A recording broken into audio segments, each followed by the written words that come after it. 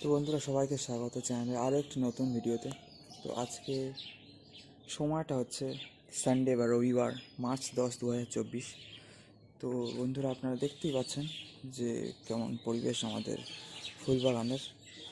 ডালিয়ার অবস্থা খারাপ এখন, যেহেতু বসন্তকাল, শীতকাল চলে গিয়েছে, এবং গেঁদার অবস্থা তো ধরতে গেলে আরও খারাপ হয়ে গিয়েছে।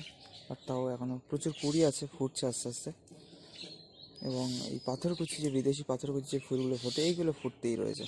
ঠিক আছে, তো বন্ধুরা, এই হচ্ছে আমাদের ফুল বাগানের পরিস্থিতি। দেখতেই পাচ্ছেন কেমন অবস্থা।